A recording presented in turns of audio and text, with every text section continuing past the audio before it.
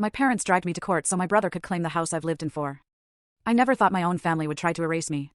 But the moment those words left their mouths, I knew I was being pushed out of the only legacy I'd ever known. The fluorescent lights of my parents' office hummed, casting a sterile glow on the silence that had suddenly fallen between us. The air felt thick, heavy with an unspoken verdict that was about to shatter my world.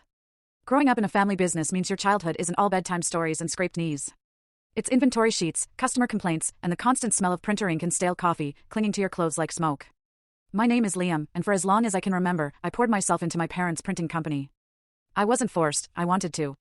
I truly believed we were building something special, something that would eventually be mine, or at least ours to share. I was so wrong. Our mid-sized printing company started as my dad's dream in the late 80s, one old Xerox, a garage full of boxes. Slowly, it grew. We landed contracts with local law firms, schools, real estate offices. My mom handled the finances, my dad the operations. And me? I started sweeping floors at 11. By high school, I was fixing jammed rollers quicker than the technicians. I learned ledgers, cultivated client relationships, even pitched to executives. I did it all, not because I was pressured, but because it mattered to me. It was our family's story. Then there was Chloe. My younger sister by 5 years, she was always different. Where I was quiet, she was loud. Where I worked behind the scenes, she craved the spotlight. She was the kind of kid who got praised just for showing up, while I constantly had to prove myself. I don't say that with bitterness, at least not for most of my life. I just thought that was how families worked. Some shine in the spotlight, others keep the lights on. I never expected applause, I just wanted respect. After college, I came back and joined the company full-time.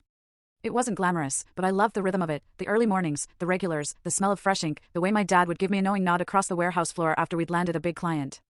We were growing. I spearheaded our push into digital printing, set up a new CRM system, and built long-term client relationships that brought in over $500,000 in recurring contracts. Chloe, meanwhile, bounced between degrees, communications, marketing, then briefly psychology, always chasing something shinier. She'd come home for the holidays, toss out big ideas no one asked for, and disappear again. Once she told me I should rebrand the entire business for Gen Z. When I asked what that even meant for a commercial printing company, she just rolled her eyes and called me so literal. Still, I didn't mind. She was my sister. We were different, but family's family. Then, 2 years ago, she moved back. No warning, no family meeting. She just showed up at the shop one day, wearing heels that clicked too loud, carrying a laptop she never opened. She told my parents she wanted to help grow the brand, that she had big ideas. They beamed like she was a prophet. I didn't think much of it. Let her try, I figured, she'd lose interest eventually. Except she didn't. She started showing up to meetings she wasn't invited to, criticizing long-standing clients for not matching our brand aesthetic, bottom left of screen, click full story.